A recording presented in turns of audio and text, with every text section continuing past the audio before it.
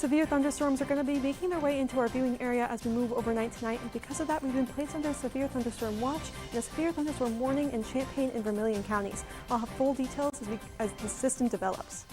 Thank you, Emily. Also tonight, we check out a hot competition that aims to spark careers for high school students. Plus, lawmakers in Springfield moved nearly 150 bills. We'll have an update from the Capitol. This is Newswatch, and your Thursday edition starts now.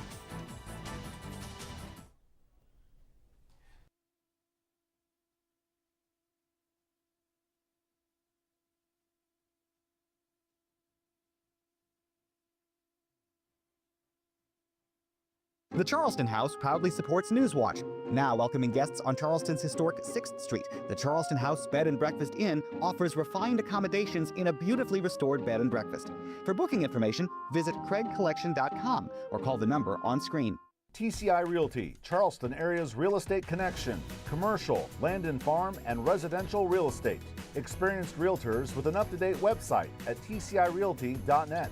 TCI Realty supports the students of WEIU Newswatch.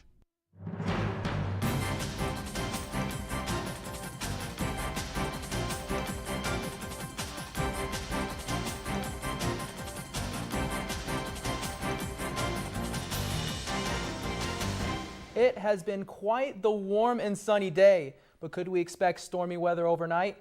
Thank you for joining us, and good evening. I'm Austin Perez. And I'm Andrew Spade. For the answer, we're checking in with local forecaster Emily Davis. Good evening, Emily. Good evening. Severe thunderstorms are going to be making their way into our viewing area as we move overnight tonight, and because of that, we've been placed under a severe thunderstorm watch for most of the northern counties of our viewing area. But Champaign and Vermilion County, the northern halves of those counties, have been placed under a severe thunderstorm warning that will last until 6:15 tonight. Because of the severe weather, Storm Prediction Center has placed us under a level 3 and level 2 severe storm risk as we move overnight tonight, and that includes damaging winds, possible hail, and possible isolated tornadoes as we move overnight tonight. The higher risks being the damaging wind and possible hail, but we can't rule out the possibility for isolated tornadoes. I'll keep you updated as more of the system develops. Thanks for that, Emily. Just like today's weather, things are heating up at Lakeland College. Newswatch's Alex Sitman takes a look at a new competition that drew students from around the area earlier today. Sparks are flying at Lakeland College. 58 juniors and seniors from 14 different high schools came to campus Thursday to compete in Lakeland's first ever welding competition. Some students, such as Mattoon Jr. Landon Miller, have been welding for years. Well, in 8th grade, all my friends thought it'd make us cooler if we were to get into welding class, and ever since then I really like it. It's just really easy for me. And junior Jace Martin believes that this experience is important for him and other young welders. Welding in a classroom is one thing, but then when you get out here into the competition, you're welding against other people. There's more stakes on the line. You get a little nervous, you get a little shaky, and that's how it's going to be in the real world. So I feel like it's just good to put your skills up against other welders. Program coordinator for Lakeland College's welding department, James Crowder, believes this competition is important for the participating students. We need to get our youth interested in the trades again. There is a huge shortcoming of skilled trade labor across the United States, and this is a way to get them involved and to get them interested in the skilled trades again. Along with the students, multiple employers were there, looking for people interested in welding jobs. It gets them excited about the welding careers, the welding programs that different vocational schools offer, and it just gets it in the forefront of their mind that there is more to work than just the white-collar jobs that are out there. In Mattoon, I'm Alex Simmons for WEIU Newswatch. And we've just received the results of today's competition. You can see all those results on your screen, but the first place junior is Landon Miller from Mattoon, and the first place senior is Brayton Nickel from South Vermilion. More than 150 bills are moving forward at the Illinois State Capitol, covering everything from hidden fees to worker pay and child protection. Capitol News Illinois reports lawmakers in the Illinois House cleared the measures over 2 days of intense committee hearings. Among the proposals are legislations targeting junk fees and requiring businesses to disclose full costs up front, Another bill, often called the Child Torture Bill, addresses severe child abuse and strengthens penalties and protections. And a controversial plan would phase out the tipped wage system, impacting restaurant and service workers statewide. Supporters say the bill aims to increase transparency, safety, and fairness, while critics warn about political economic impacts. The measures now head to the full House for the next stage of the legislative process.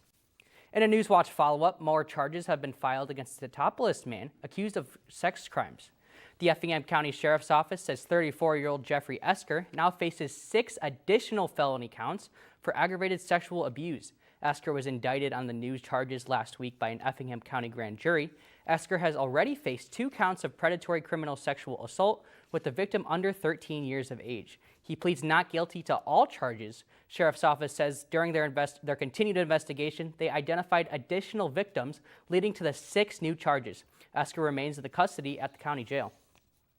An area police department is getting a state funds to upgrade their cameras. The Decatur Police Department says they've been awarded a nearly $2 million grant from the state of Illinois.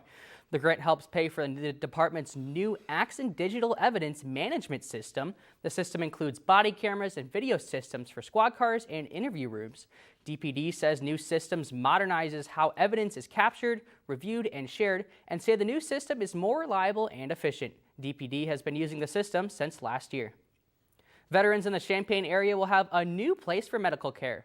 Carle Health says they're partnering with the VA Ileana healthcare system to open a new VA clinic. The clinic is planned for 1702 South Mattis. Carle leaders say renovations are underway and the clinic is expected to open this summer. Early breast cancer detection saves lives, and one local hospital is offering an opportunity for mammograms on the go. Sarah Bush Lincoln Health Center says their mobile mammography unit is coming to Eastern Illinois University Tuesday, April 21st.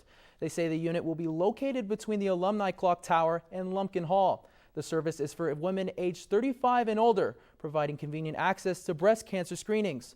Appointments are encouraged and can be made by calling a number on your screen. With gas prices on the rise, lawmakers are waiting for federal action on E15 fuel. Capital News Illinois reports the federal government has yet to issue a waiver for summer sales of E15 this year. Without it, the fuel blend of 15% ethanol and 85% gasoline can't be sold at the pump. It's cheaper than regular fuel and increases demand for corn. However, it can also contribute to smog in the summer months. Illinois Governor J.B. Pritzker recently joined 6 other Midwestern governors in asking for a waiver by March 15th. That didn't happen. Experts say waiver delays in 2025 drove up prices at the pump because suppliers had no choice but to buy more expensive gasoline. Several downstate lawmakers and agricultural advocates say they are looking to make E15 available year-round. A new idea to transform unused land in Terre Haute could soon bring in more green space in the neighborhoods. City leaders are exploring the creation of pocket parks, small public green areas built on vacant or underused lots. Current parcels are too small to meet the size requirements for new home construction and could be turned into spaces for recreation, relaxation, and community gatherings. The project, known as Green Pockets Initiative, is supported by $177,000 in federal funding, with a focus on tree planting and expanding urban green space. Officials say the goal is to create low-cost, easy-to-maintain parks that make neighborhoods more inviting for residents. A skating rink is rolling back into business at one local park. The community Kid and Heart Ventures say it's reopening the skating rink at Twin Lakes in Paris. They say the space will offer open skating, theme nights, and arcade-style activities for all ages. The opening weekend starts Friday, April 3rd with a soft opening, followed by a Saturday ribbon cutting and extended skate hours and family hours from 1 to 4 on Sunday.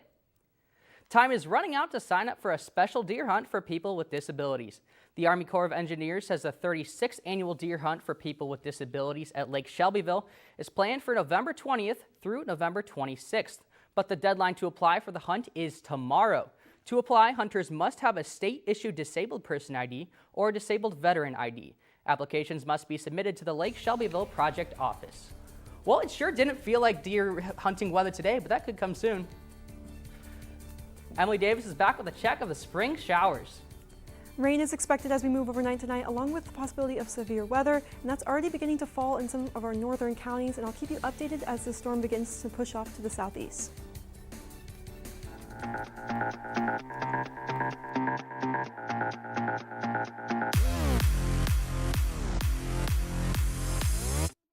911 call about a possible grass fire turned out to be a false alarm when firefighters discovered the reported smoke was in fact just prodigious plumes of pollen.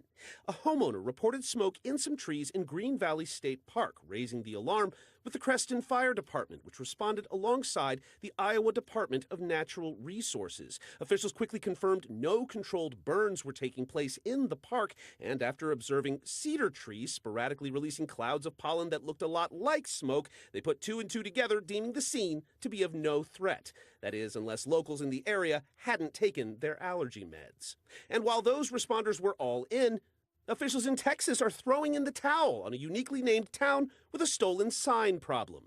KLTV reports the Department of Transportation has decided to stop putting up road signs in the tiny town of Bug Tussle after some 70 signs bearing the quirky town's name were stolen over the years. It's an odd problem to have, but it seems locals saw the writing on the wall.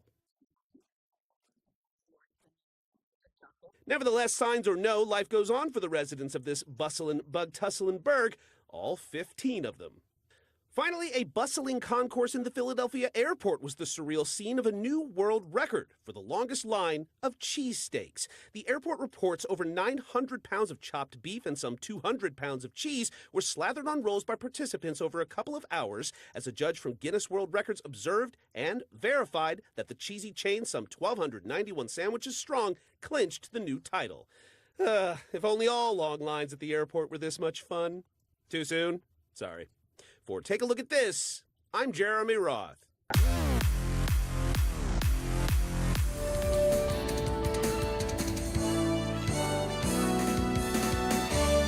Severe thunderstorms have begun to impact our area and will continue to do so as we move overnight tonight, causing a few watches and warnings to have been put in place. This pink color is indicating a severe thunderstorm watch that was put in place and will last until 11 p.m. tonight, and a severe thunderstorm warning in northern Champaign and Vermilion counties that will continue until 6:15 overnight tonight.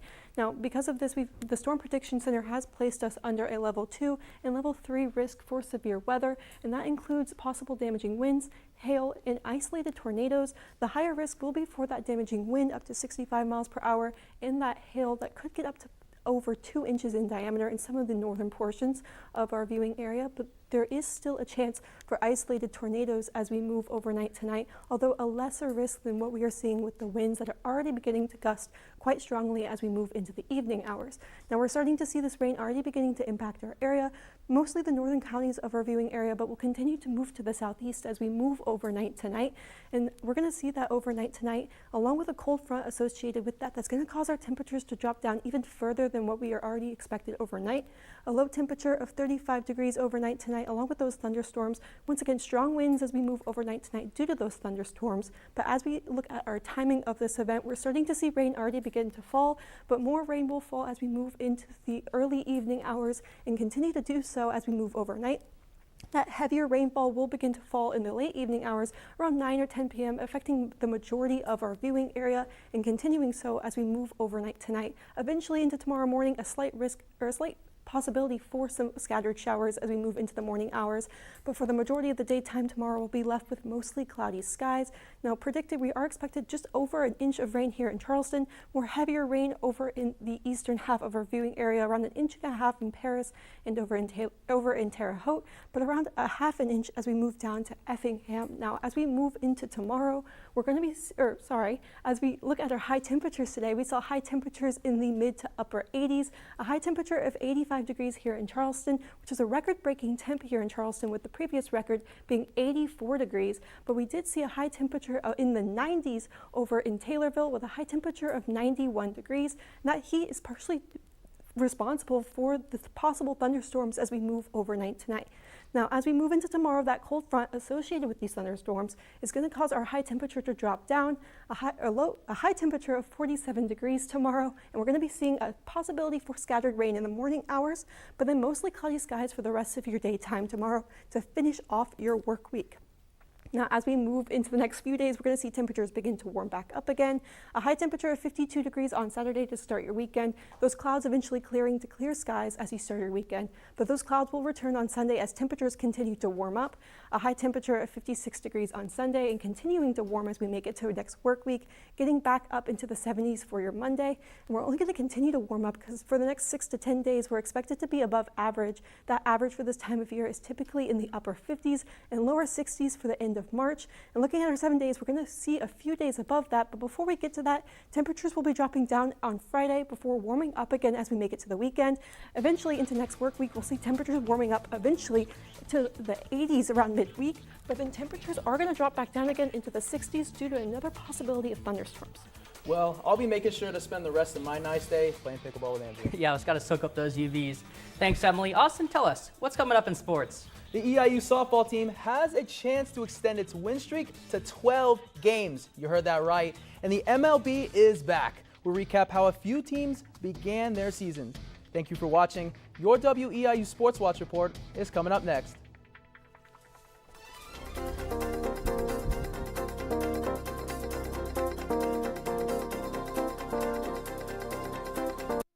Easter spending is expected to break records this year, topping $24 billion.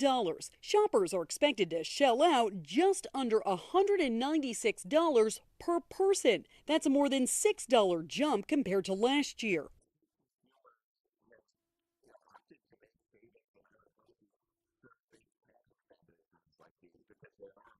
Mark Matthews with the National Retail Federation says most consumers say they'll be buying candy and food. So let's break down recent food prices. Overall, the price for candy is up 11% in the last 12 months, according to the latest Consumer Price Index report.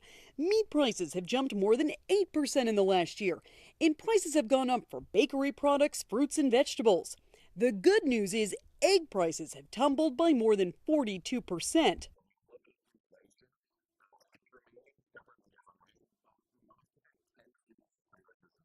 Matthew says there are things you can do to help keep costs down.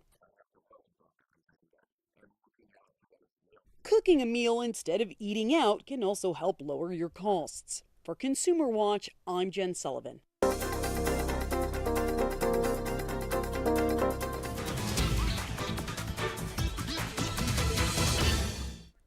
Eastern Illinois softball has been on a tear recently as they look to keep that momentum going as they face off against Bradley in a doubleheader. The Panthers came out on top in both games, winning the first game 5-3 and the second game 8-5. In game one, Carly McKenzie tossed her first complete game of the season while striking out 5 Bradley batters. Say that 3 times fast. In the second game, EIU jumped out to a big lead again and held off a 7th inning Bradley rally to win. The Panthers extend their win streak to 12 games and will be back in action against Western Illinois on Saturday. Staying on the mound, Lakeland baseball looks to bounce back from a blowout loss against Parkland College as they face Southeastern Illinois College. The Lakers dominated in this game, winning this one 13-4 for their 22nd win of the season. Second baseman Isaac Flowers was huge for the Lakers offensively, notching 4 RBIs in the win. Southeastern will have a chance for redemption as the two teams will face off again on Saturday. It has been quite the start of the season for the Charleston baseball team. They've won the first 2 games of the year in dominant fashion over teams like Sullivan and Westville. How will they square up against the team from Salem?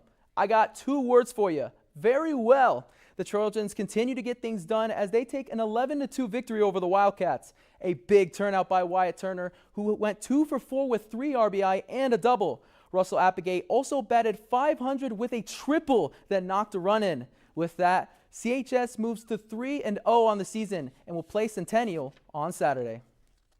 We'll throw it around the horn to some more high school baseball action in our area. Mattoon bounced back from 2 consecutive losses to make a big win over Marshall 10-0. The Green Waves defense held tight, keeping the Lions in their cage with only 1 hit allowed. Tuscola moves to 4-2 record following recent wins over Urbana and Villa Grove. And finally, Tolono Unity remains undefeated with a 7-2 win over Clinton High. Now to the court, the Chicago Bulls are back in action against the Philadelphia 76ers with their star player Joel Embiid returning back to the lineup. Embiid starts this game showing why he's a former MVP as he drains this three with the defender right in his face. And he wasn't done, showing off his range as he drains yet another one from deep, and the Bulls look like they have no answer for the big guy. Now in the third, Embiid isn't slowing down anytime soon, as he can score anywhere on the court with this brutal dunk on top of a defender. He wasn't the only player coming back tonight. Paul George made his return from suspension, and it looks like he has never left, draining this triple, and now he's on fire. Two-defender, no problem for PG-13 as the 76ers come out on top 157 to 137. Staying on the court, the Indiana Pacers have struggled, having only won one of their last 6 games. Can they return in the right direction against GOAT candidate LeBron James and the Lakers? Tipping off in the second, LeBron is on the prowl to further build his Hall of Fame resume. And just like, look how he gets it up there. I mean, throwing it down as a bomb as he gets the and one in a to-go box. What he can dunk, he also dishes it out, making this ridiculous behind-the-back pass to Jake LaRavia as he puts one on for his highlight reel. The Lakers are up by 21 with 5 to go as the Pacers put up a fight of their own. Aaron Nesmith gets the rock and doesn't miss with this lethal three from far. I went ahead and saved the best for last. LeBron is back one more time with this tough and one finish, and it goes viral all over social media. All signs point to a decisive victory for LA as they leave Indy with a 137 to 130 score. The Pacers get the night off and will host another LA team in the Clippers tomorrow at 6 p.m. The Major League Baseball season began last night for 2 teams, but for the rest of the league, it begins today. And 3 former EIU players are on MLB rosters. 2021 OVC Player of the Year Trey Sweeney will begin the season on an injured list for the Detroit Tigers, but is still on the 40-man roster. Former EIU pitcher Hayden Birdsong underwent season-ending Tommy John surgery, but he is on the 40-man roster for the San Francisco Giants. And finally, the unsung hero of last season's World Series, Will Klein, is on the active roster for the LA Dodgers. As for the games that happened today, the Chicago Cubs, White Sox, and Cardinals all officially take the field. The Cubbies hosted the Washington Nationals at Wrigley Field earlier today, and Chicago ace Matthew Boyd gets crushed. Matt Boyd allows 6 runs in less than 4 innings, and the Nationals win 10-4. The White Sox head north to take on the defending NL Central champs Milwaukee Brewers, and they didn't do any better. Despite a leadoff homer by Chase Meideroff, the Brewers annihilate the Sox and win 14-2. And finally, the St. Louis Cardinals are currently in action at Busch Field against the Tampa Bay Rays. This game is nearing completion, and the Cardinals are up in the bottom of the 7th, 9-7. Finally tonight, a quick recap of IHSA girls soccer in the local area. This week, Charleston took tough losses against Champaign Central and Champaign schools in Central and Centennial. As for Mattoon, they lost to Centennial 1-0 on Tuesday, but their game against Richland County is in progress. We'll have a recap tomorrow. That's all for sports. Andrew, back to you. Thank you, Austin. Still to come, Emily Davis returns to the final check of the Skywatch forecast. But first, Nebraska farmers are helping after the wildfires. Thanks for watching. This is Newswatch on WEIU.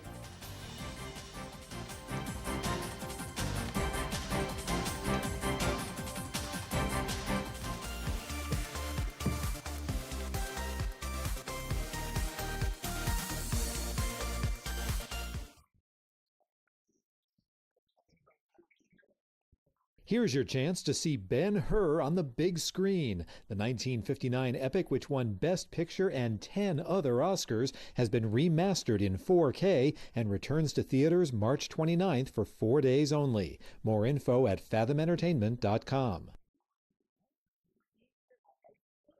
Ins Choi wrote Kim's Convenience 15 years ago and originally played the part of the son. The play about a Korean family-run store inspired a television series and now a traveling revival of the acclaimed show in which he's playing the father.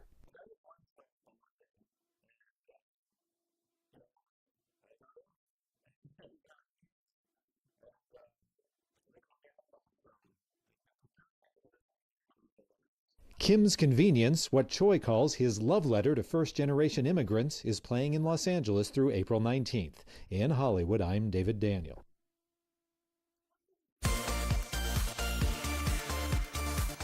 And finally tonight, farmers in Nebraska are finding ways to help one another after devastating wildfires. Recently, this convoy of hay trucks traveled west across the state to help feed the cattle at 6 or 7 ranches affected by those fires. The convoy included 20 trucks, and according to data from the state's Farm Bureau, they're hauling enough hay to feed 1,300 cows. Volunteers say word of the hay donation spread through Facebook, and they say if they were in the same situation, they'd hope for the same kind of help. Back at home, we're checking in with Emily Davis for a final check of the Skywatch forecast. Severe storms are beginning to make their way into our viewing area and impacting the northern counties of our viewing area currently. And those storms are going to continue to push off to the southeast as we move overnight tonight, including threats of strong winds, hail, and possible isolated tornadoes. It's going to bring along a cold front that'll cause temperatures to drop down tomorrow into the 40s, but then a steady warm-up will continue as we move throughout the weekend and eventually to start off next work week, getting back up into the 70s by Tuesday and Monday. But then by Wednesday, we're going to see temperatures back up into the 80s before we drop back down again with another possibility of thunderstorms. Sounds dreadful, but I'm going to enjoy the nice weather today. For more news and weather, be sure to log on to our website at WEIU.net. There you can find real-time forecasts and the news video of the day. If news is happening in your community, let us know by dropping us an email at news@WEIU.net. Have a good night.